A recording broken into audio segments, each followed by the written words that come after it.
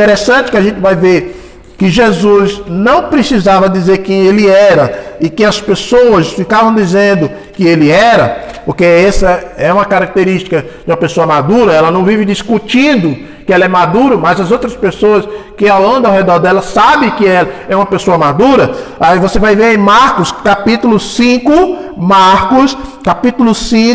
versículo 7. Marcos 5, 7. Diz assim: clamando em alta voz, que tenho eu contigo, Jesus, Filho do Deus Altíssimo, rogo-te que não me atormentes. Aqui é o demoniado de Gadara, declarando que Jesus era o Filho de Deus. Aqui já era uma declaração afirmativa. Lá na tentação, o diabo sabia, mas ele colocou dúvidas, queria colocar dúvidas, né? Ele não colocou, ele queria colocar dúvidas, que era Filho de Deus. Mas nas duas palavras que ele usa Filho de Deus, ele usa a palavra ruiós. Então, ou seja, porque Jesus não precisava falar da sua maturidade, ele simplesmente mostrava, ele vivia isso.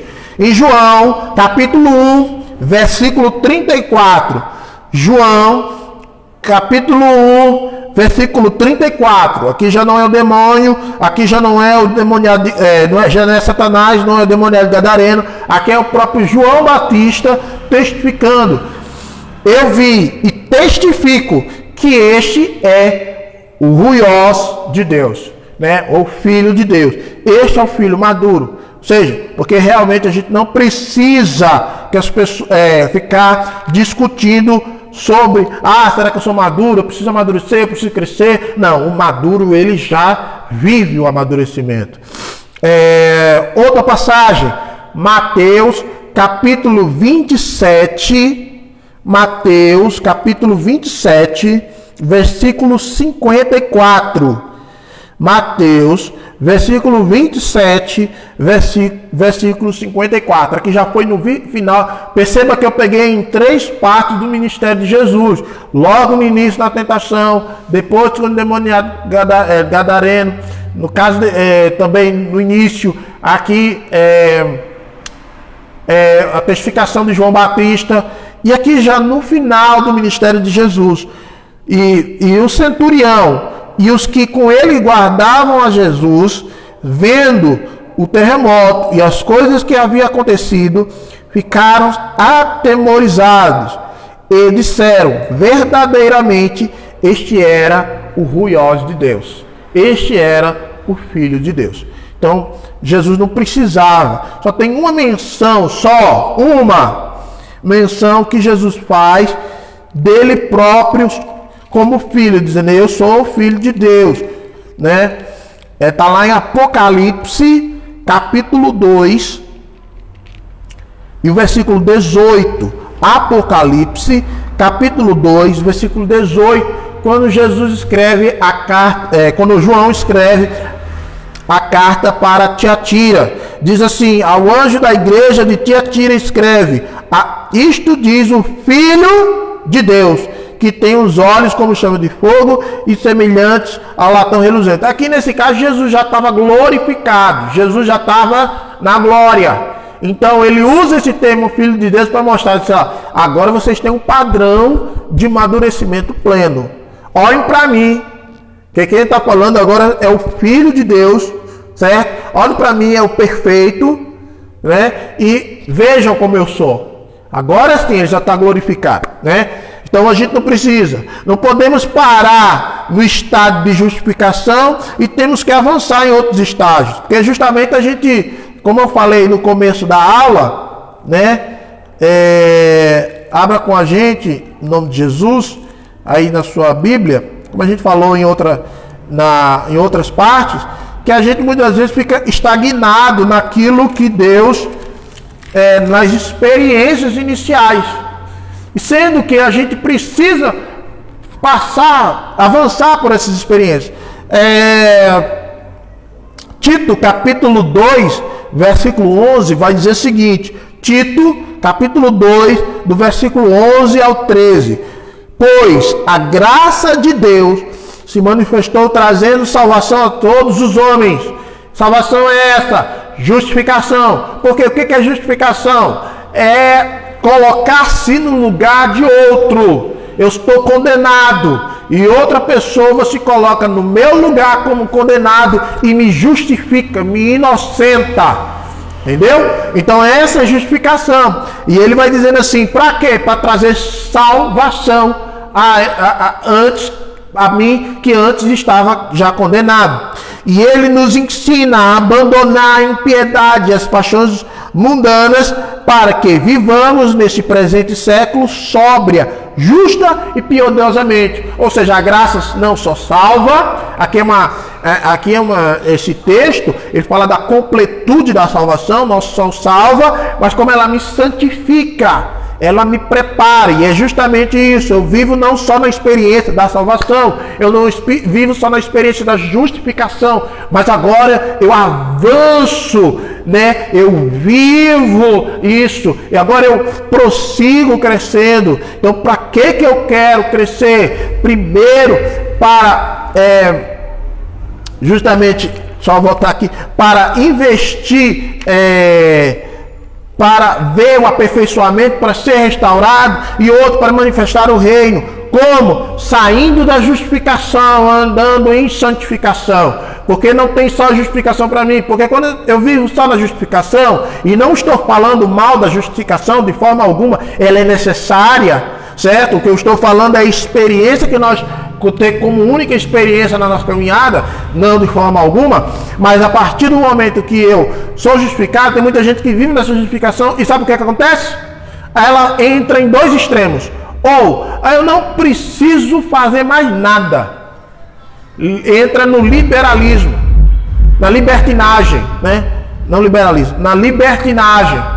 Ou seja, eu não preciso mais me santificar. Para que santificar? Já sou salvo, já fui justificado. Não preciso mais disso, né? E o outro extremo, a gente já falou isso em outras aulas, que seria o legalismo. Ah, não, para eu, agora, já que eu alcancei, eu tenho que fazer tal obra para poder. Esse aí é o que está antes da justificação até, né? Então, mas, enfim, pela justificação, salvo, e agora eu tenho que fazer muitas e muitas obras para permanecer salvo. Não, a salvação já foi te dada, foi de graça, você não precisa pagar nada por ela. O que Deus quer é que você agora, por causa da salvação, viva em santificação, é diferente. Tá? Aí ele vai dizer, guardando a bendita esperança e o aparecimento da glória do nosso grande Deus, o Salvador Cristo Jesus. Ele está dizendo isso aqui, ó. Você foi salvo, vive em santificação, porque você vai ter o último estágio, aí o último estágio já a nossa expectativa, essa é a nossa esperança, a glorificação. Então, fui justificado, justificação, santificação, agora é o momento que eu vivo agora em santificação, para alcançar a glorificação. O Espírito opera de forma diferente na vida de um técnico e de um ruioso. A gente falou um pouco sobre isso na aula passada, depois você confere lá na outra aula, lá, como eu já falei, está lá no YouTube, se inscreve lá, deixa o seu like. Então, para o avanço e o crescimento desse canal, para que a gente alcance mais pessoas através do nosso trabalho. A gente viu isso em Romanos 8, né? No versículo, só para citar para os irmãos, Romanos capítulo 8, versículo de número 15. E não recebeste o espírito de escravidão, para outra vez entrar em temor, mas recebeste o espírito de adoção, pelo qual clamamos, Abba Pai. Então, a criança clama Abba Pai, Abba, a gente falou que nada mais, nada menos que significa papai. É uma expressão falada por crianças pequenininhas, por bebês. Então, ela fala Abba, papai. Mas no versículo 14, no versículo anterior, ele diz, porque todos que são guiados pelo Espírito Santo de Deus são filhos de Deus. Esses filhos aqui já não é técnico, filhinhos, já é ruios, filho maduro. Então, o que eu quero trazer, entender que para manifestar o reino, o Espírito Santo manifesta de forma diferente na vida de cada um. Na vida do técnico, Ele manifesta da forma, ele manifesta como? Dizendo àquele técnico, dizendo àquela criancinha o amor, mostrando o amor de Deus para com ele, fazendo ele convencer de que Deus o ama. Para que a gente entenda melhor, a gente vai falar isso mais na próxima aula, que a gente vai falar sobre mentalidades. E a gente vai ver a mentalidade de um técnico e uma mentalidade de um ruiós, né? Mas só para abrir um pouquinho, a mentalidade de um técnico é o tempo todo, ele precisa ser convencido pelo Espírito de que Deus ama ele. Como assim? Na prática, eu errei, um exemplo, eu errei. Então, e eu oro a Deus pedindo perdão. O perdão, Deus já me perdoou. O problema é que eu não me perdoo. O problema é que amanhã eu começo a me acusar novamente. Nem o diabo. Eu não estou nem colocando o diabo isso aí. Lógico que você dá uma brecha, o diabo se aproveita disso. Não estou anulando a ação do diabo. Mas é que você mesmo, como, né, você não, falo eu, me colocando como exemplo, eu mesmo me lembro do pecado que eu cometi em outro, mas fica lá, martelando em cima, sendo que o amor de Deus já me alcançou, o perdão de Deus já me alcançou, e o Espírito Santo está lá tentando me convencer. Não, meu filho, você já perdoou, agora você precisa avançar. Ah não, Senhor, mas agora eu tô... Sabe, a gente vai ver isso com mais detalhe na próxima aula. Já o técnico não, o ruiós não, o Espírito Santo já não trabalha convencido, porque ele já é convencido, né, do perdão de Deus. Ele está convicto, não é nem convencido, é convicto do perdão de Deus. Então ele passa agora então a viver guiado pelo Espírito. Você vê nesses dois textos em relação a isso. Bom, e no caso o ruiós, né, já convicto do perdão, convicto do amor de Deus, ele já está habilitado para representar o Pai, enquanto o técnico ainda não tem como representar o Pai. Vamos para a segunda parte da aula hoje, que eu falei só sobre por que investir. E agora, como investir? Tem 3 pontos que eu queria que os irmãos, primeiro, antes de tudo, abrissem a sua Bíblia aí, em Hebreus, capítulo 5, versículo de número 12. Hebreus 5, 12. Como investir? Certo. Eu sei agora por que eu cresço. Porque eu preciso voltar ao estado original. E por que eu preciso crescer? É porque eu preciso manifestar o reino. Ok? Mas como é que eu vou fazer isso agora? Como eu vou chegar no estado de restauração? Como eu vou chegar no estado de manifestação? Primeiro, são 3 pontos. O primeiro ponto é Hebreus capítulo 5, versículo 12. Vai dizer assim: com efeito, devendo já ser mestres, por causa do tempo decorrido, ainda necessitas que vos torne a ensinar os princípios elementares dos ensinamentos de Deus, e vos tornastes como necessitados de leite e não de sólido mantimento. Ora, todo aquele que ainda se alimenta de leite, não está apto a ensinar a palavra da justiça, porque criança, lembra que eu falei a vocês que o ruiós, ele já convicto, não é convencido, gente. Esquece convencido. É convicto do amor de Deus, do perdão de Deus, da plenitude de Deus e desse pleno conhecimento de Deus. Ele já passa agora a ensinar, ele passa agora a transmitir, ele passa agora a cuidar de outras crianças. A gente viu isso também na aula passada. Porque agora ele está apto, né? Ele está aqui apto a ensinar a palavra da justiça, porque está apto a ensinar a palavra da justiça. Estou falando de um ruiós. Então, nesse caso aqui, o que eu quero trazer é que o ruiós ele está apto a representar o pai, né? Diferentemente do técnico, da criança. Aí, versículo 14. O alimento sólido, porém, é para os adultos, para aqueles que, pela prática, têm as faculdades exercidas para discernir tanto bem como mal. Gente, uma coisa muito importante que a gente precisa entender. O que é discernimento? Discernimento nada mais é do que, você entender melhor, eu tenho preto e tenho branco. O discernimento é o quê? É saber que é preto e branco? Não. Isso aí qualquer criança sabe. O discernimento, ele é achar um cinza no meio dos dois. Então, assim, ele vai falar sobre isso aqui, sobre discernir tanto bem como mal. Então, qual é então? O que eu faço para crescer? Né? Como eu faço para amadurecer? Primeiro, comendo. E aqui ele vai falar de dois alimentos, o leite e o alimento sólido.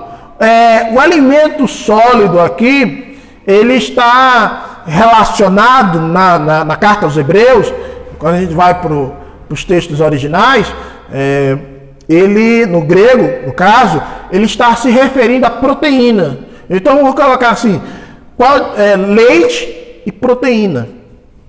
Se você parar e prestar bem atenção, o leite, quando a gente fala muitas das vezes de leite e proteína ou alimento sólido, a gente muitas vezes está associado à ideia de mensagem profunda ou mensagem mais rasa do que a gente está acostumado a ouvir. Mas leite nada mais é um alimento pronto que alguém processou e jogou na sua boca. Essa aula é um leite para você. Seja ela profunda ou não, essa aula é um leite para você, porque a gente processou, a gente trabalhou essa aula e a gente apenas está lidando. Então, todas as pregações que você ouviu até hoje, sendo ela de um nível profundo ou de um nível raso, elas são leite para vocês. Elas são leite. Quem vier para um culto hoje, ou quem assistiu nossos cultos hoje, e a mensagem da pregação que for anunciada hoje, independente se ela for rasa ou profunda, espero que seja profunda, mas ela vai ser leite de qualquer jeito. Por quê? Porque é alguém que processou ela, é alguém que produziu, e apenas está jogando na sua boca. Alguém está lançando para você se alimentar. Diferentemente da proteína.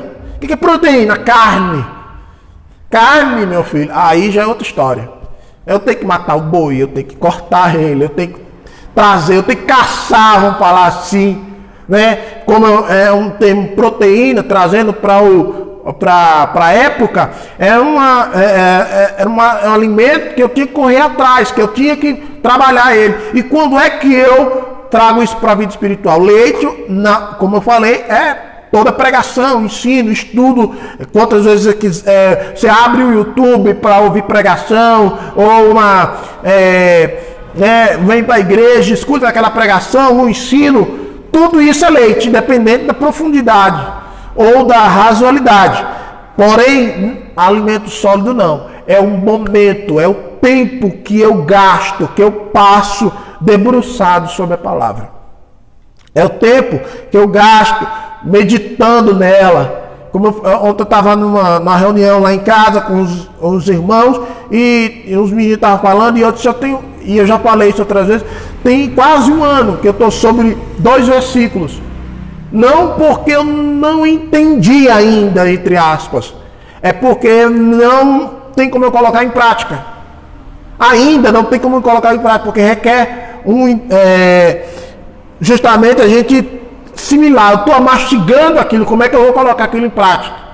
Porque se eu simplesmente, aqui eu quero só abrir um parênteses para vocês entenderem melhor, se eu só simplesmente abrir a Bíblia e fazer uma leitura dela, passar a vista, vamos falar assim, esse é o seu termo, passar a vista, Eu estou lendo mais do que qualquer um livro comum. Um livro do Harry Potter, um livro sei lá, um outro livro qualquer, do Carlos Drummond de Andrade, qualquer um deles, um livro outro. Mas a partir do momento, a Bíblia, que ela até nos ensina não só a ler, mas a meditar, e a palavra meditar vem de um termo hebraico que significa sussurrar em voz baixa, ou seja, falando a Bíblia, conversando com ela, trazendo, lembre-se, quando você lê a palavra, você tem um autor junto de você, então você tem a oportunidade de conversar, você tem a oportunidade de crescer, muitas das vezes você tem, então aquilo que você lê, aquilo que você absorver, nem que seja um versículo, lê um versículo hoje, coloca ele em prática.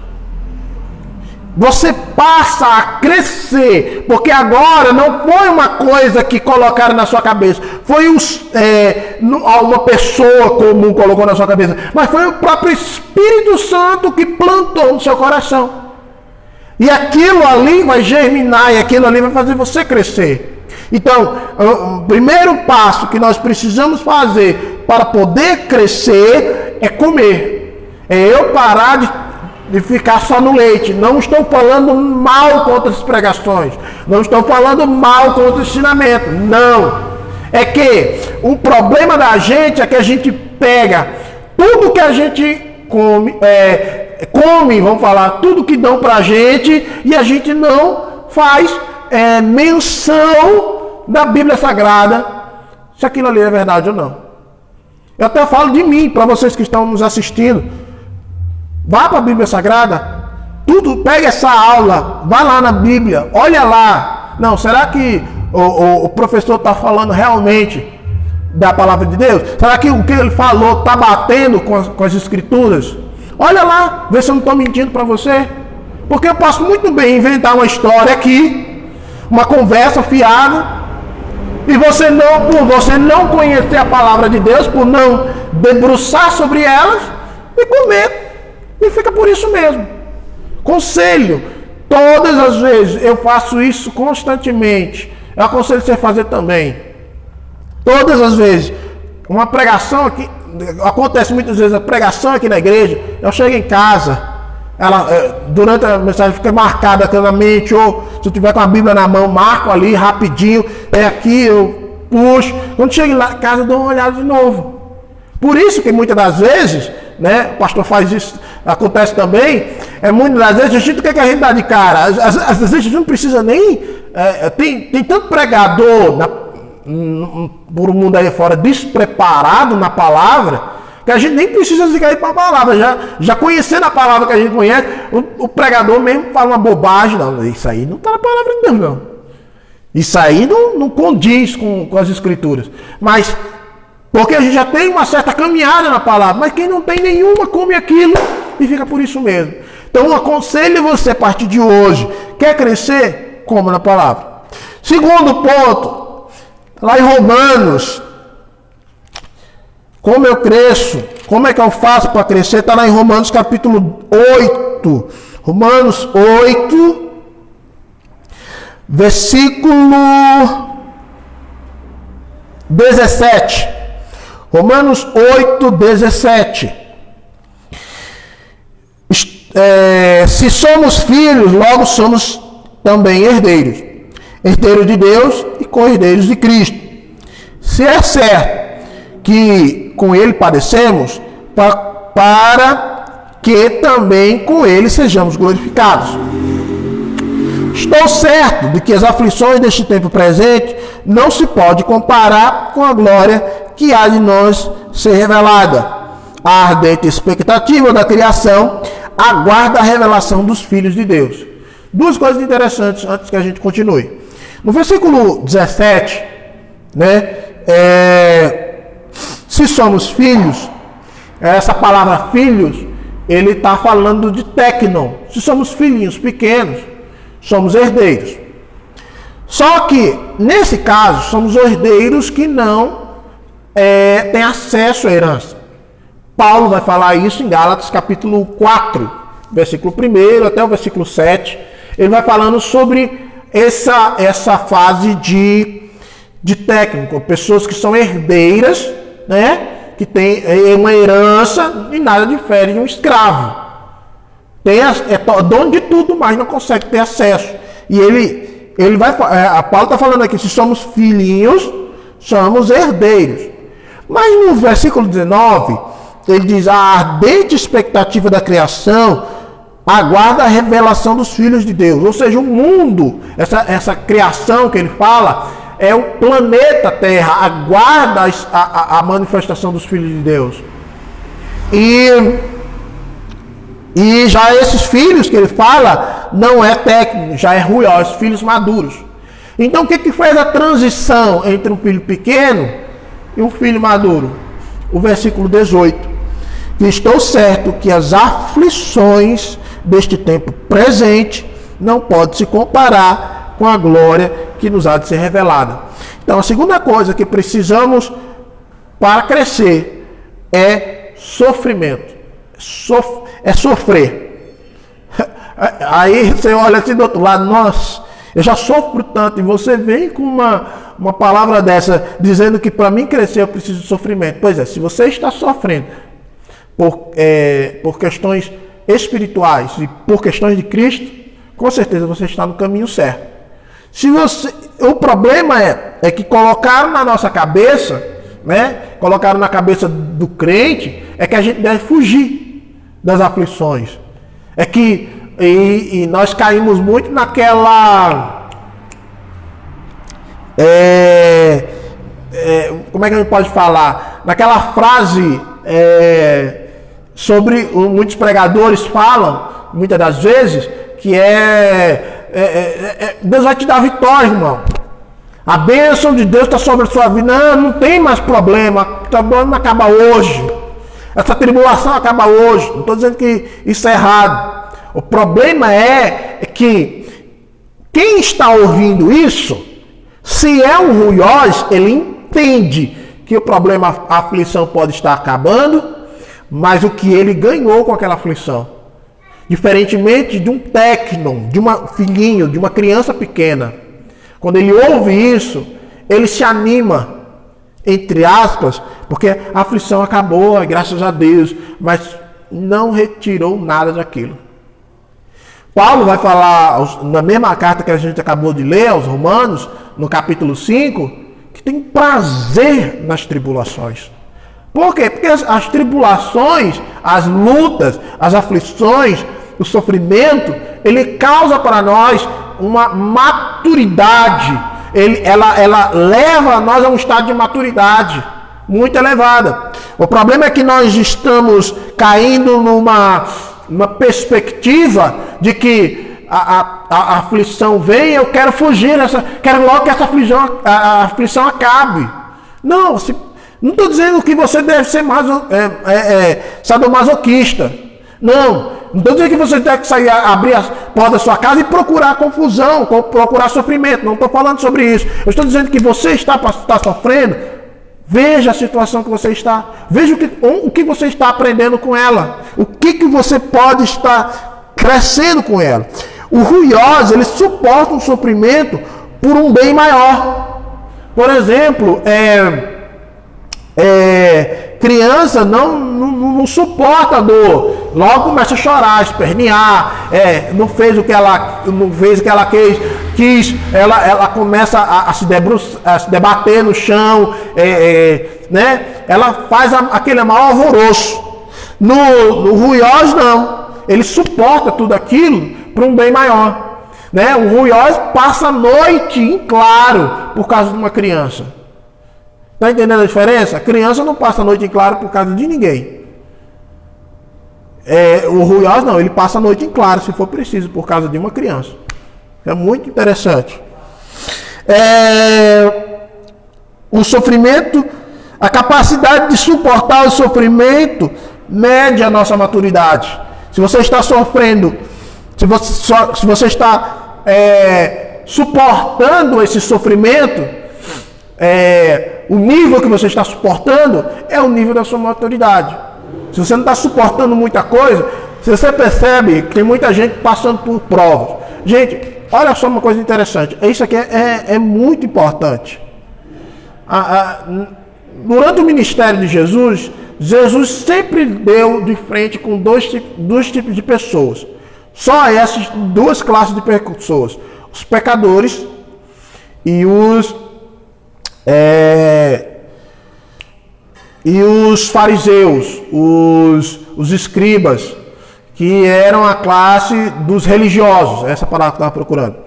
Dos pecadores e dos religiosos. Ele sempre deu de cara com isso. A mesma mensagem, a mesma pregação, a mesma palavra. Você vai ver muito isso nas pregações de Jesus. A mesma. O pecador se arrepende e o religioso se enfurece. A gente fica, a mesma mensagem. Dentro da igreja não é da mesma, não é diferente. O ruiós, quando ouve a mesma mensagem que um técnico, seja ela de exortação ou seja de confrontação, né, para conserto, o que o ruiós faz? Ele absorve isso, ele reconhece isso, ele traz isso para ele. E ele associa essa mensagem ao que ele está passando. Não, isso aqui agrega a minha vida. Isso aqui dá para tirar. E se você parar para prestar atenção, o ruiós, ele começa a murmurar. Esse pastor está na carne. Esse pastor não está pregando a palavra direito. Não, isso aí não tem na Bíblia. Começa a reclamar. E no final das contas continua com o seu mesmo problema e não amadurece. Porém, tanto o comer como o passar sofrimento, como falei para vocês, tanto o ruiós como o técnico, eles passam por isso. Só que, por exemplo, tanto comer, muitas das vezes, e passar por sofrimento, principalmente passar por sofrimento, às vezes para quem entende, ela é um crescimento. Para quem não entende, o sofrimento acaba sendo castigante, vamos falar assim, maçante, cansativo.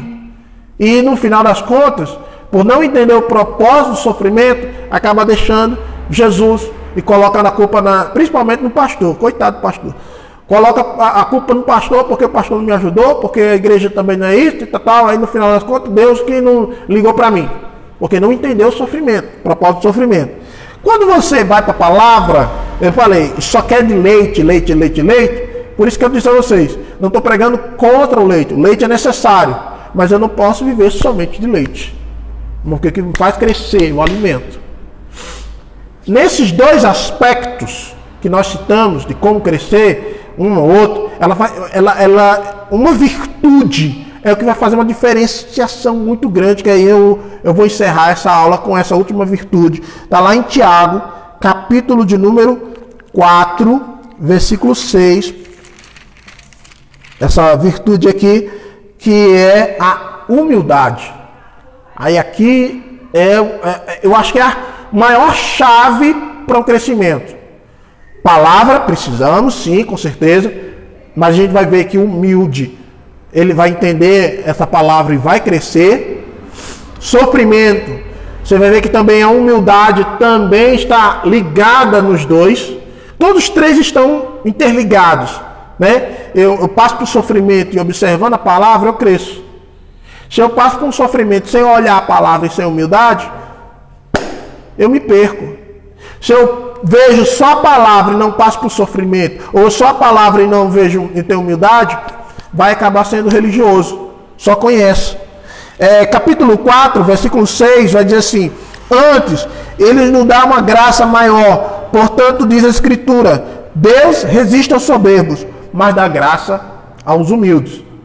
Há uma compreensão, antes de a gente falar sobre isso, que há uma compreensão equivocada acerca da humildade, pois não tem nada a ver com questões financeiras e com complexo de inferioridade. Como assim? Porque colocaram, a gente tem essa herança católica de que o humilde é aquele pobre. Já foi na casa de uma pessoa e diz assim, né? Ah, aquele irmãozinho, ele é um irmãozinho humilde, que mora, a casinha dele é humilde, é pequena. O que acontece? Se traz humildade à pobreza. O irmãozinho é pobre, não tem condição, aí eu chamo, para não chamar o menino de pobre, né? Aí você chama o menino de humilde. E isso não tem nada a ver, porque dentro da pobreza existe muito soberbo, muito soberbo, eu conheço bastante. E dentro também de uma classe mais financeiramente próspera, vamos falar assim, existem muitos humildes. A gente associa, não, o cara é rico, é soberbo. Não, eu conheço gente rica que é muito humilde. E conheço gente pobre que não tem um pingo de humildade. Né? Se pegar a humildade, coloca debaixo dos pés dela. Então, assim, isso não tem nada a ver. E uma outra coisa que também a gente pensa de forma equivocada a humildade é o complexo de inferioridade. Aqui tem uma coisa muito perigosa. Deus dá chamado para a gente, Deus dá dom, Deus designa um cargo ou uma função para a gente. O que a gente pensa? Deus, eu não posso, eu não consigo, eu não sei. Não confunda humildade com complexo de inferioridade. Você vai ver Moisés nessa mesma perspectiva. Deus chamando Moisés para a função que ele queria, e Moisés chegando respondendo a Deus, mas eu não posso, eu não sei falar, ele não vai me ouvir, aqui não sei o que. Depois de 4 vezes, a Bíblia diz, irritou-se Deus ao tal ponto, diz, Moisés, não sou eu contigo, não sou eu, sou o que sou. Veja lá no capítulo 3. Você vai ver essa indignação. Moisés tem uma hora que Moisés, no versículo 11, se eu não me engano, no capítulo 3, Moisés diz assim, quem sou eu, Senhor? Para Faraó, foi a última vez. Foi a 4ª vez que ele quis se sair, né? Aí Deus se irritou. Eu sou o que sou. Eu falarei contigo, eu estarei com você, Moisés. Então não confunda a humildade com o complexo de inferioridade. Não só Moisés, eu citei só Moisés, mas tem Jeremias e tem Gideão. Você vê, Deus chegou para Jeremias, e Jeremias dizendo que ele ia levantar ele como profeta das nações, e tal. Jeremias, só é uma criança, como posso eu, sendo uma criança, falar? Ele diz, não diga, sou eu uma criança. Deus já fala irritado ali, o tom de Deus é de irritabilidade. Ele fica irritado. Porque se ele está te chamando, irmãos, entenda, se Deus está te chamando, ele também vai te capacitar. Receba isso aí na sua casa, receba isso aí no seu coração, receba isso no seu espírito. Quando Deus te chamar, ou se você já recebeu o chamado de Deus, a capacitação é dele. Porque o chamado não é seu, lembre-se, o chamado é de quem? É de Deus. Se o chamado é de Deus, a capacitação também é de Deus. Não que eu devo fazer minha parte, também não chega ao outro extremo. Eu vou fazer minha parte, sim.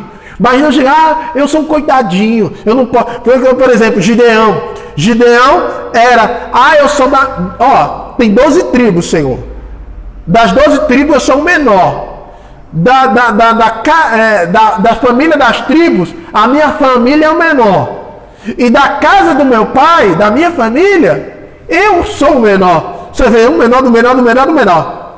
Mas você vê, Moisés se tornou o maior legislador e profeta do Antigo Testamento. O Gideão, um dos maiores juízes que houve no Antigo Testamento. E Jeremias, um dos maiores profetas. Então, não confunda isso.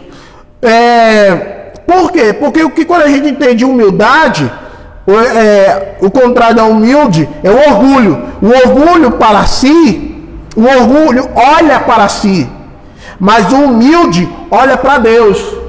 O orgulhoso olha para mim, eu não posso, né? Fingindo ser humilde, eu não posso, porque eu não tenho condição, porque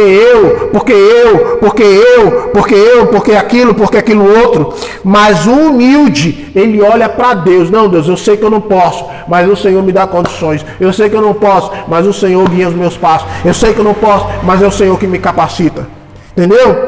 O humilde não desmerece o dom, ele reconhece a fonte. Não desmereça o dom que Deus te deu. Deus te deu dom de profetizar, profetize. Deus te deu visões, use para a edificação da igreja. Se Deus deu um ministério, corra atrás, se dedique. Se é para profeta, então se dedique a profetizar. Se é para pregação do evangelho, então se dedique na palavra, se prepare na palavra, faça cursos de capacitação, de oratória, faça todo esse tipo de curso. Irmãos, em todo tempo, né, Deus nos chamou para o ensino em todo tempo. Deus sabe disso, o pessoal lá de casa também sabe disso. Eu todo tempo estou pesquisando, estou correndo atrás.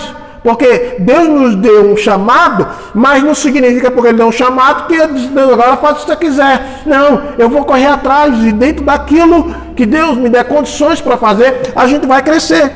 Por quê? Porque a gente reconhece o que Deus fez.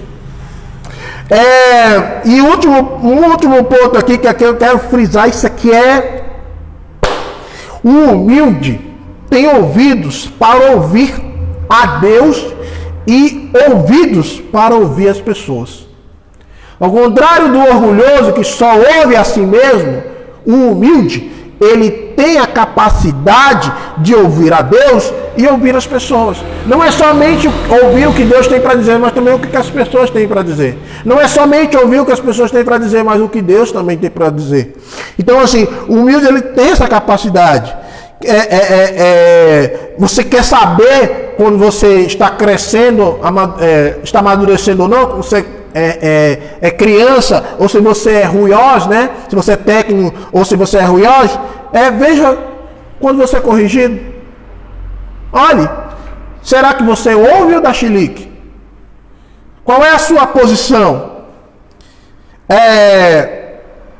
Uma coisa interessante, né? Se você está crescendo em humildade, né? Se está crescendo, a humildade está junto de você, então você vai ser corrigido, baixa a cabeça, isso mesmo, errei. Você perceba que quando, por exemplo, a pessoa roubou, por exemplo, mas a pessoa é humilde e ela vai ser corrigida. Não, você é crente, você não pode mais roubar, isso é errado, né? Ou se o cara mentiu, aí e ela é corrigida, você não pode mais mentir, você tem que falar a verdade. O humilde, ele vai olhar isso e dizer: não, realmente, me perdoe, eu errei, eu falhei, eu não posso mais roubar, é verdade, eu menti, não posso mais mentir. Mas veja o orgulhoso, ele vai ser corrigido, vai dizer que você nunca roubou nada. Eu estou sabendo até que você roubou o coração da sua esposa, então você nunca vai dizer que você não roubou nada. Aí mentir, então, você está de brincadeira, você nunca falou nem sequer uma mentirinha santa, né? Agora tem essa ideia de mentira santa. Porque sempre o orgulhoso vai dar um chilique, mas quem tem um coração humilde, ele sempre vai ouvir. Uma coisa muito importante é que ele vai, olha só aqui no versículo 6, ele diz assim, do Tiago 4, 6. Antes ele nos dá uma graça maior, portanto, diz a Escritura, Deus resiste ao soberbo. Guarda essa palavra, resiste. Se você tiver com sua Bíblia aí aberta, risca aí, resiste aos soberbos, mas dá graças ao humilde. Ao versículo 7, sujeitai-vos, pois, a Deus, resistir ao diabo e ele fugirá de vós. Resiste no versículo 7 e resiste no versículo 6. É a mesma palavra. Ele tem um entendimento de armar um exército contra. Ou seja, Deus resiste ao soberbo da mesma forma que nós resistimos ao diabo. Deus se coloca contra você, a toda armada. Imagine, gente, Imagina o inferno armado contra você, ainda você consegue vencer, mas Deus todo armado contra você. Deus resiste ao soberbo, mas ele dá graça ao humilde. O orgulho atrapalha também outras áreas, né? O último texto para a gente encerrar aqui, em Romanos 10, versículo 17, todo mundo conhece, de sorte que a fé vem pelo ouvir e o ouvir a palavra de Deus. Então, resumindo, para eu poder crescer, eu tenho que ouvir a palavra, eu tenho que comer da palavra de Deus. Eu tenho que suportar os sofrimentos e extrair a melhor lição que esses sofrimentos têm para mim. E tenho que ser humilde. E uma das características do humilde é ouvir. E se uma pessoa que não tem humildade, ela não vai escutar. E como ela não escuta, veja bem que também atrapalha outra área da vida dela, que é a fé. Porque a fé, ela vem pelo ouvir a palavra de Deus. E a gente citou isso há pouco tempo, né? A mesma pregação dada para quem é humilde dentro da igreja e quem não é humilde, o que acontece? O humilde dentro da igreja, ele ouvindo a palavra, ele anota, ele guarda aquilo ali fica gravado. 50 minutos de mensagem, mas teve 5 minutos ali que foi chave para ele. Aquilo ali vai ser uma chave para virar na vida dele. Né? Ele guardou aquilo, às vezes uma palavra só. Nossa, só aquilo ali já foi suficiente. Já aconteceu muitas vezes comigo, dentro no culto, 2 horas de culto, mas uma palavra, não foi nem na mensagem, foi durante, às vezes, as ministrações de louvor. Uma palavra, aquilo ali falou. E ali guardei, ali foi uma chave para a minha vida. Acontece. Mas o que falta humildade, o que que acontece? Pode ser uma palavra errada, ele esquece todo o resto do culto. Pastor não sabe falar não, isso aí não está na escritura não, isso aí não é assim. Ele esquece todo o resto da mensagem e ele fica gravando aquela palavrinha que o pastor pregou. Então, irmãos, essa é a nossa aula de hoje. Tá? Série Ruiós, aula 2, por que crescer e como crescer. Que isso fique gravado no coração dos irmãos, que fique no entendimento do coração dos irmãos. Na próxima semana, nós vamos para a última aula da série Ruiós, né? Que estaremos encerrando na próxima aula, e eu espero que seja bênção na sua vida, seja bênção na sua casa, em nome de Jesus.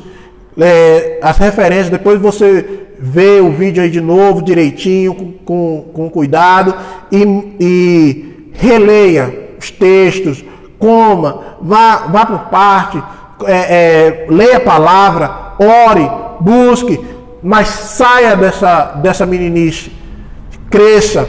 Porque o maior objetivo de Deus, depois da salvação do homem, é o crescimento espiritual da sua igreja. Amém? Que Deus os abençoe, em nome de Jesus, e que a graça do Senhor esteja com você. Amém.